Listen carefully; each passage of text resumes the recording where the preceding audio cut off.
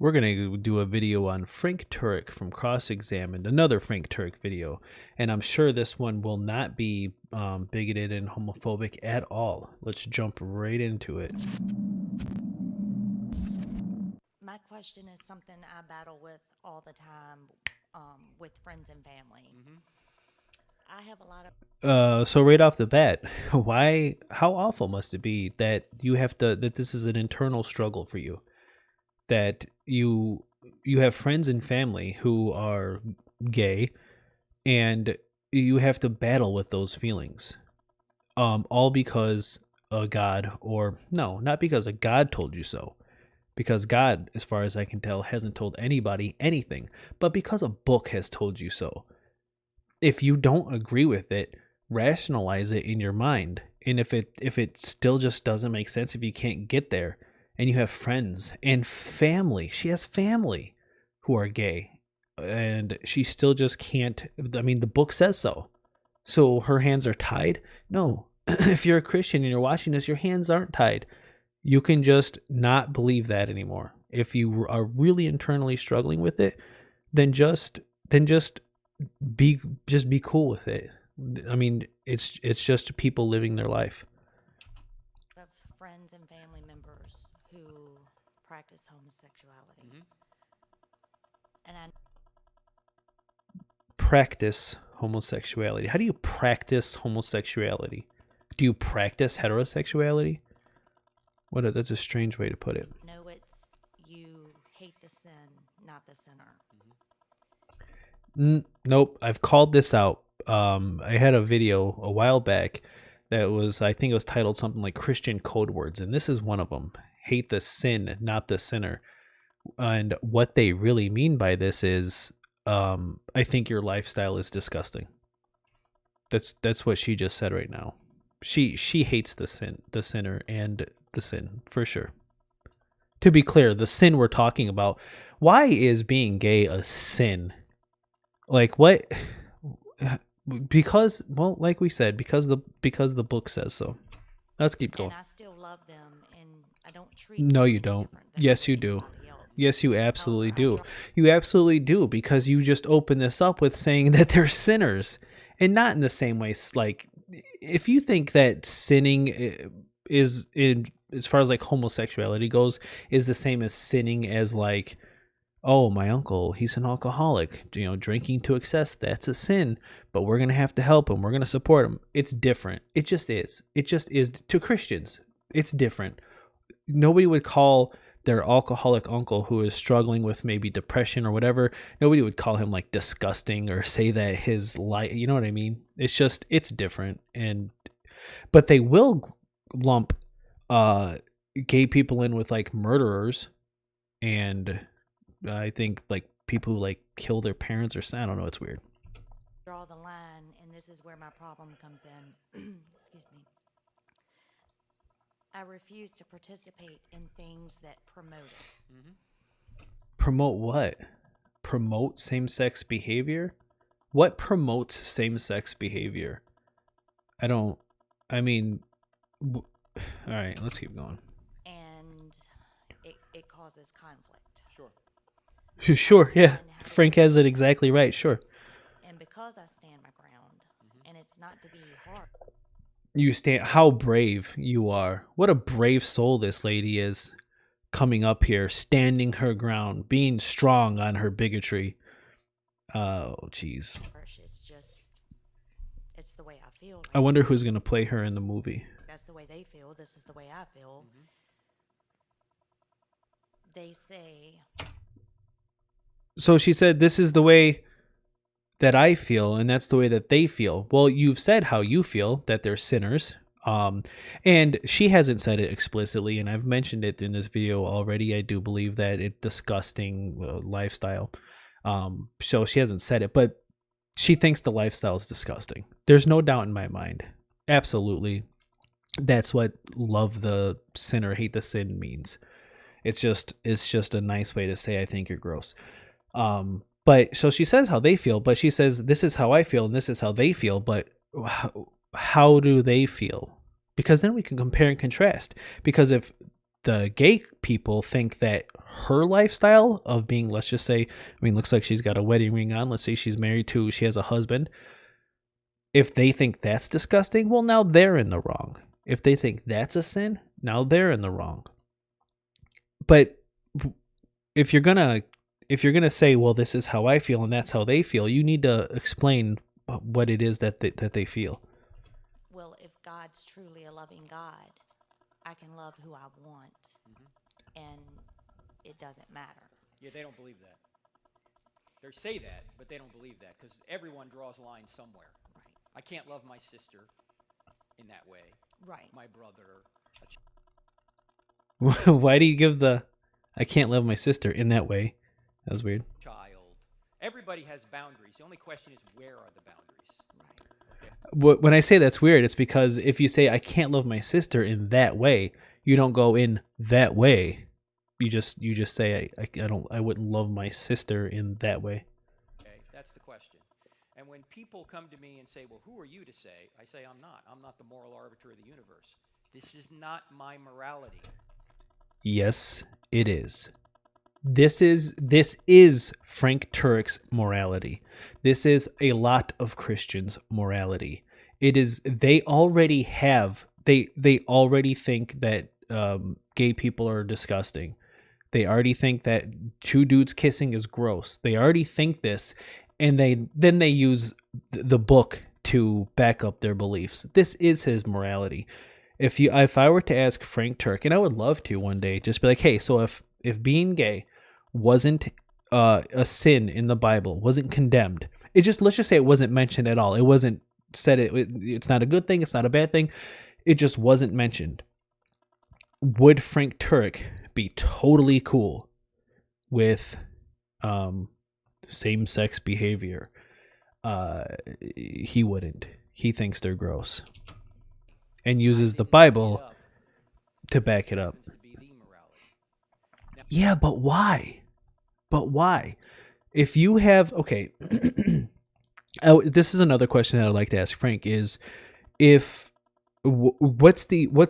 outside of the Bible saying so, what's a reason that same-sex behavior is immoral or wrong in any way? What's the reason for it outside of the Bible saying so? Now, here's a question you can ask people who are wanting you to do something that you know you shouldn't do, or they want your opinion. Why shouldn't you do it? Why not? Give me one good reason why not. One good reason why not that's exclusive to same-sex behavior, as this title puts it.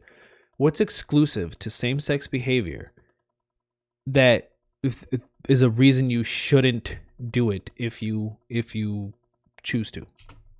Not, you know what I mean, not choose to, but if you are gay, why shouldn't you be gay? Give me one good reason outside of the Bible. Why should you not be gay? I could give you some good reasons to hide it because there's people out here who want you dead. But why should you suppress those feelings? Is controversial, and you will probably disagree with them. Here's what you do when somebody says something like that. Like, what do you think about this issue? Or would you go to a Who's coming like, what do you think about this issue?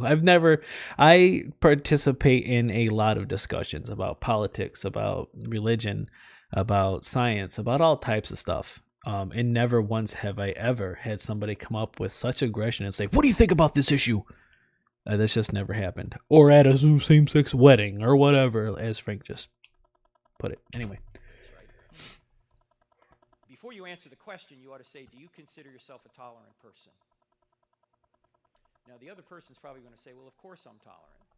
Then you can say, great, because if I express an opinion opposite yours, you'll tolerate it then, right?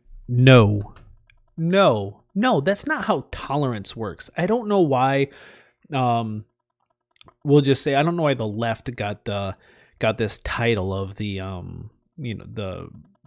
tolerant left, or the people of tolerance, whatever they're saying nowadays. Because I'm intolerant of a lot of stuff, like bigotry. It's okay to be intolerant of intolerance. You can't just say, well, I think gay people are gross and you have to respect my opinion. And if you don't, you're intolerant. Well, no, because you're a bigot. Think of any example where the opinion is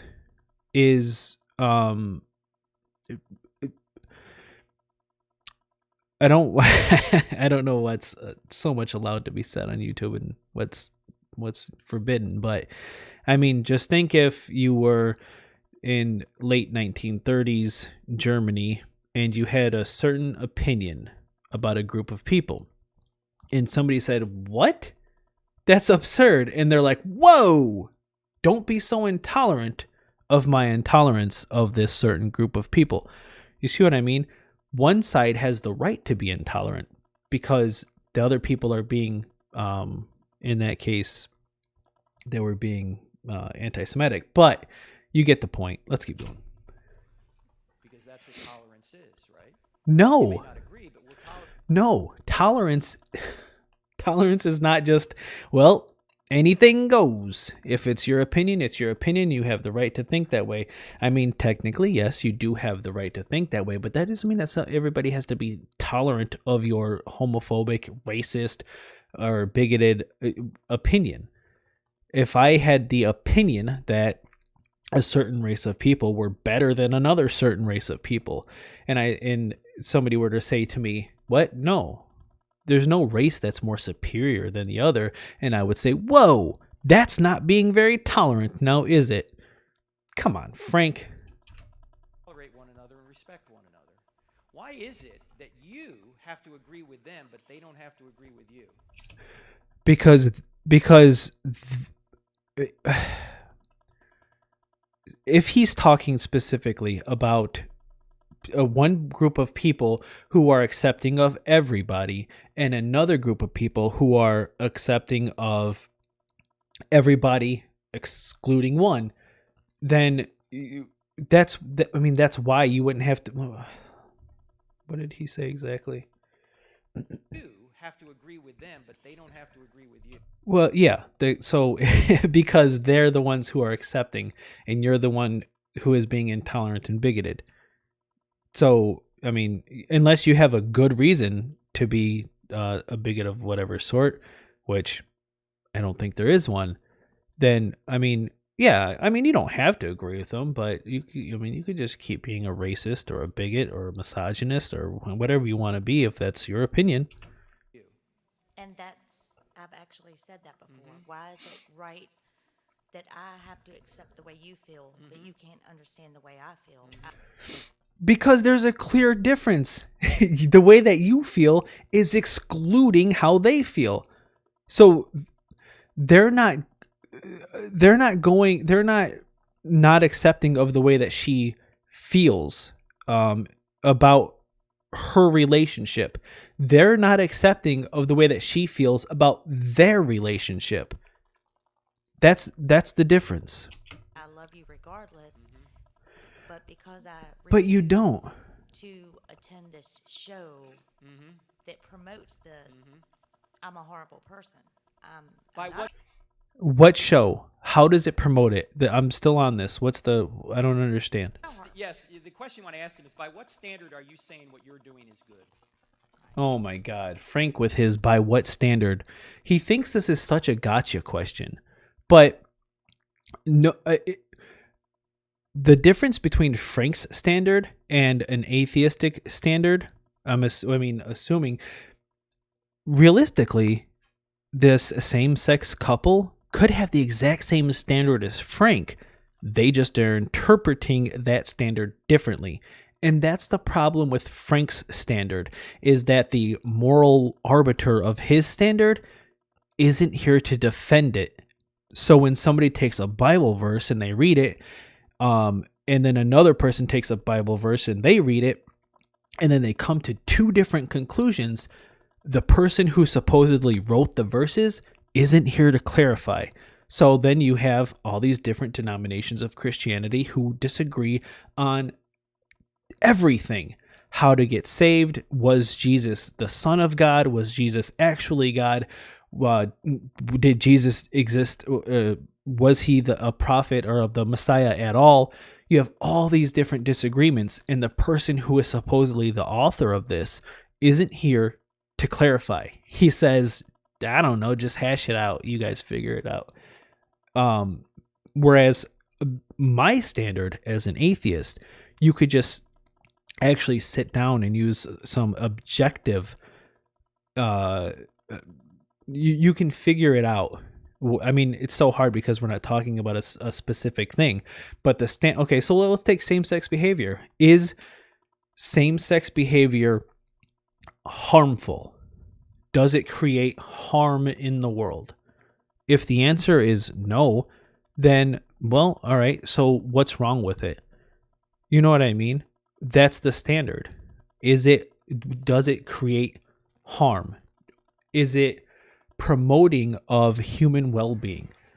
And I would say for same-sex same-sex couples or gay people, accepting that behavior is definitely promoting their well-being, and it is not hurting my well-being at all. That's a very easy standard.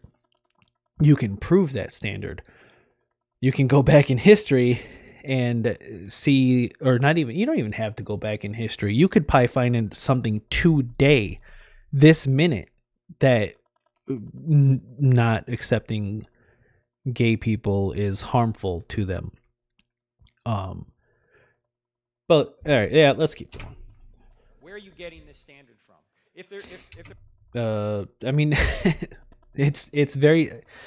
I don't even mean to pause it so much, but it's just I hate his where are you getting this standard from? Because the Christian's standard is there is no standard. There is no standard, because you can take a Bible verse and you can interpret it every different way. You can say, oh, that's just metaphor. Oh, that's just literal. This is just a story. This is more poetic. This is that. There's no objective standard. And Christians can't even Cross-Examined has videos that are arguing against other Christians, arguing against other churches, arguing against other belief systems. So what is your standard? You have your own standard that disagrees with other Christians' standards. But Frank is claiming some type of objective standard. So is every other Christian. It's just there is a standard. It's well-being. Well-being, human happiness, human flourishing.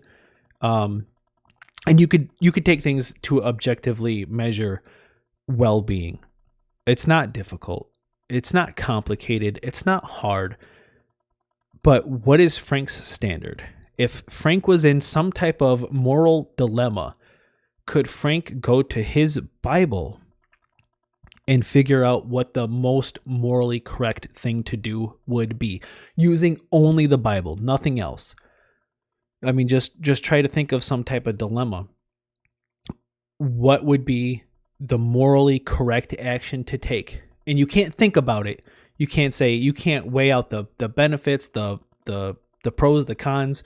You can't do any of that. You just have to go with your knowledge of the Bible to see if this situation would be moral.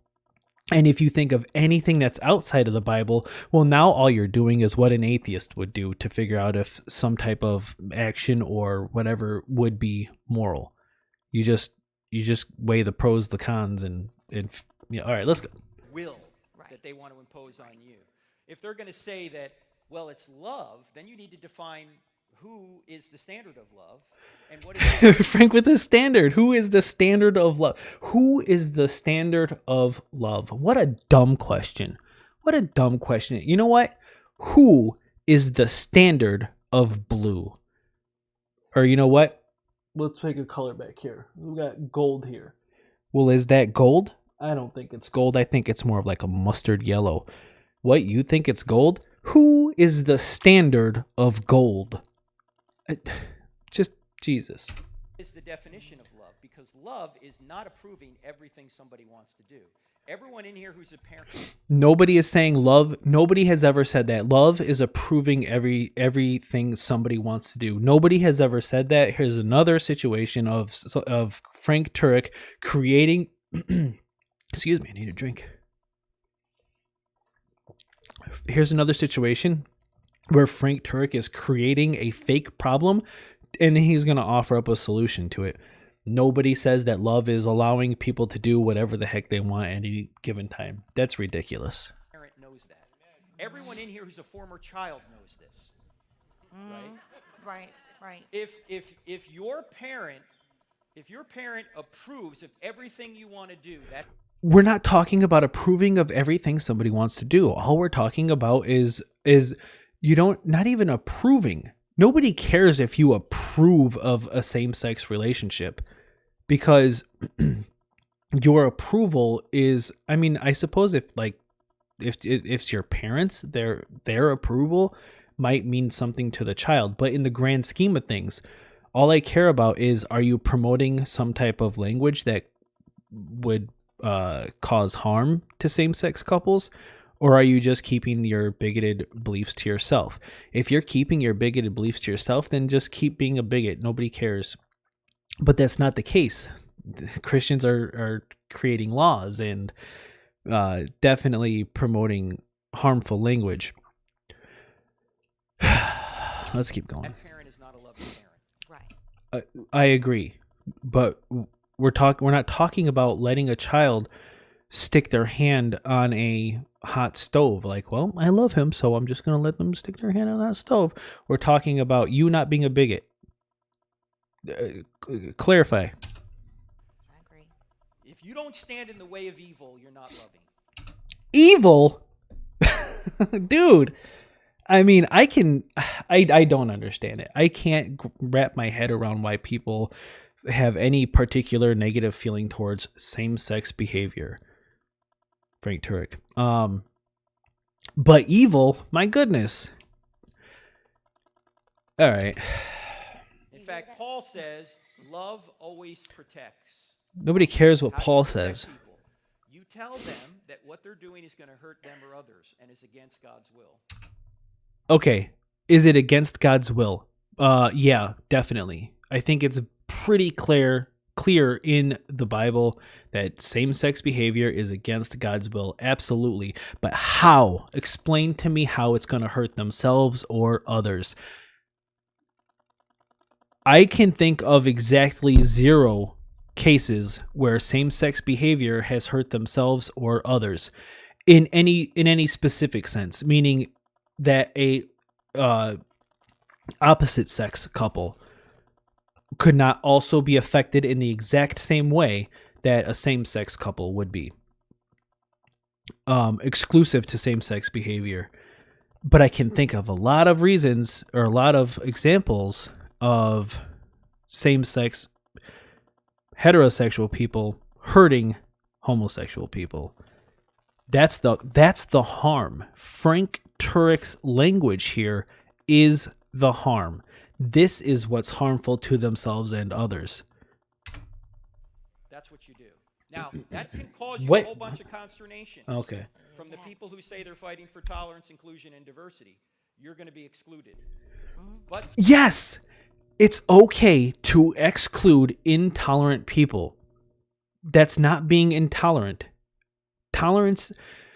It's funny how Frank can go just a minute ago say that love is not letting somebody do whatever they want. Just the same way tolerance is not accepting every single type of behavior. It's the exact same thing. Yes, loving somebody is not just letting them do whatever they want.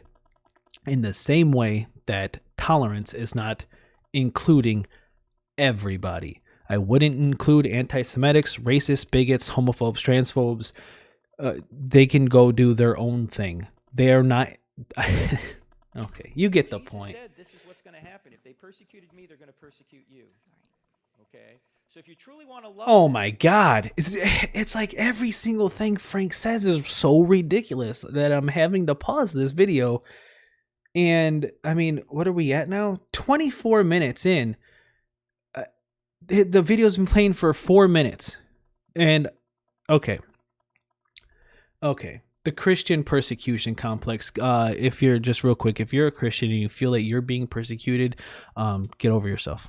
Tell them the truth, but tell them there's nothing you can do that will make me stop loving you. Okay. But love doesn't mean that I approve of everything you do. You don't approve of everything I do. Right. Do you love me? In fact, we had a debate 2 years.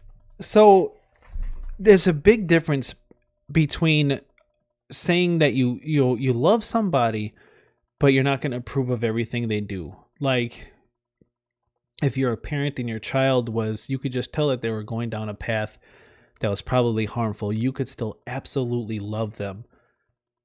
Let's say that they got addicted to drugs. I don't know, crime, some type of criminal activity. Not that addicted to drugs is, I'm saying one or the other, drug addiction or some type of, you're boosting cars, whatever.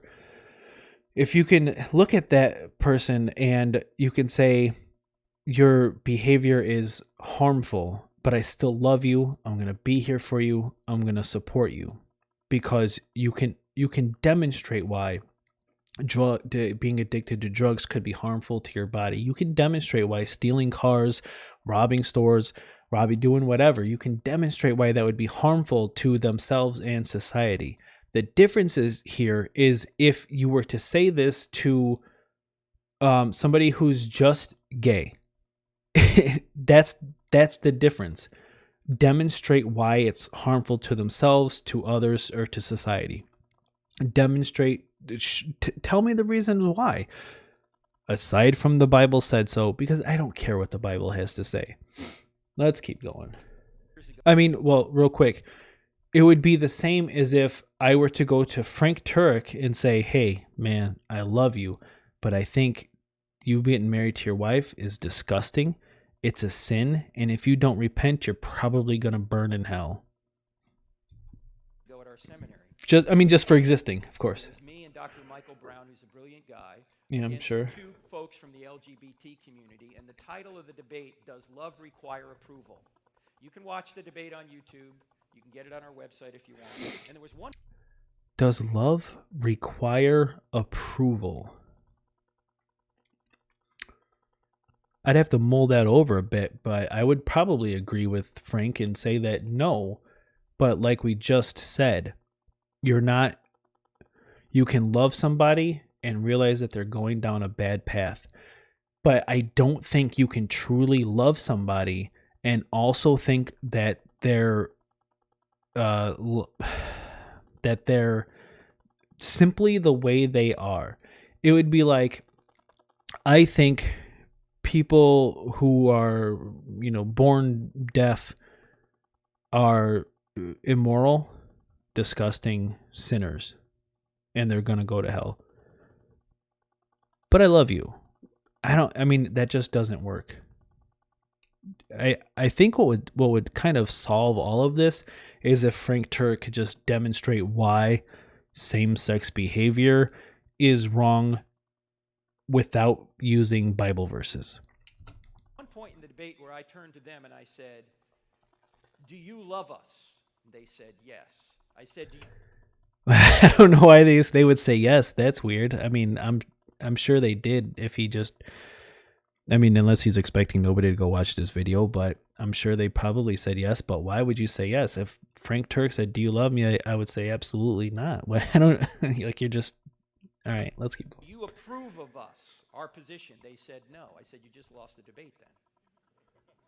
No, no, because you're being a bigot. That's the difference, Frank. Say that love requires approval, and yet you don't approve of our position.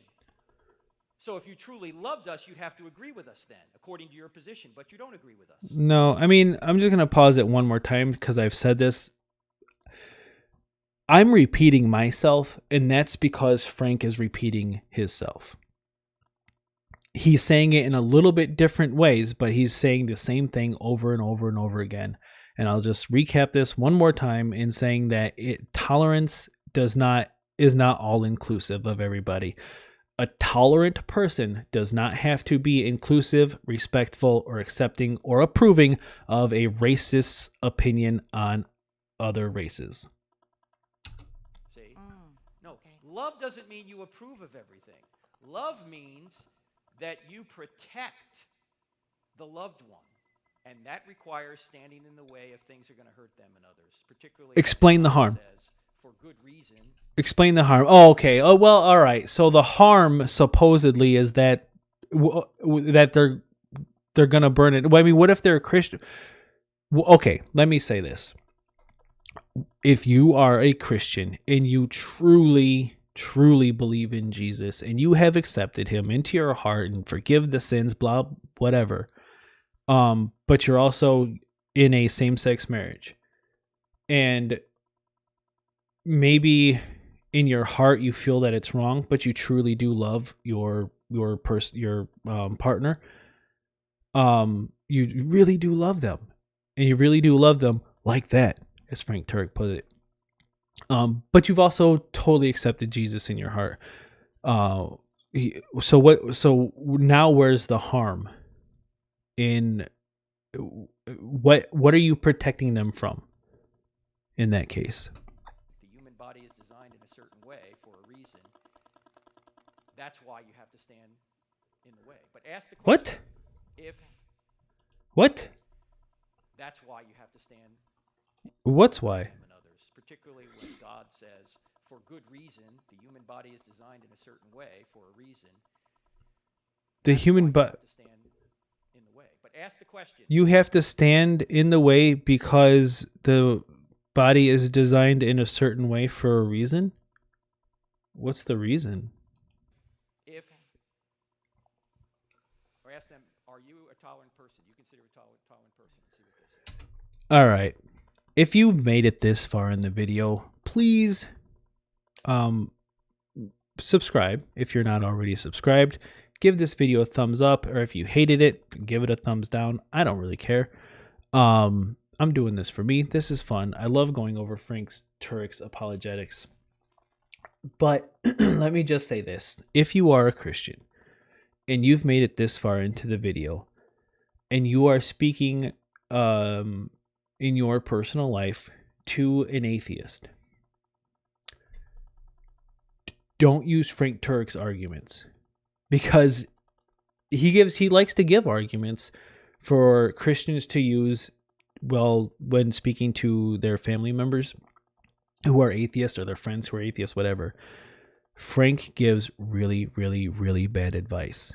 He gives advice that sounds good to Christians at the moment, but if they come across an atheist who's put any amount of thought into these kinds of topics, you're going to look really, really bad. Frank gives advice that sounds good in the moment for Christians, it's advice that they probably already agree with, or opinions that they probably already agree with. But if you can't, these are not applicable in the real world. If you come to me with Frank Turek's arguments, you're going to look really silly. He gives very poor advice. Okay. Okay? Thank you. Thank you. And thanks for standing for truth. Thanks for being a bigot. All right. We're going to end this video. It was only a 5-minute video. I thought that would be a quick one, but 33 minutes in. All right. If you made it this far, I really appreciate it. Till the next one.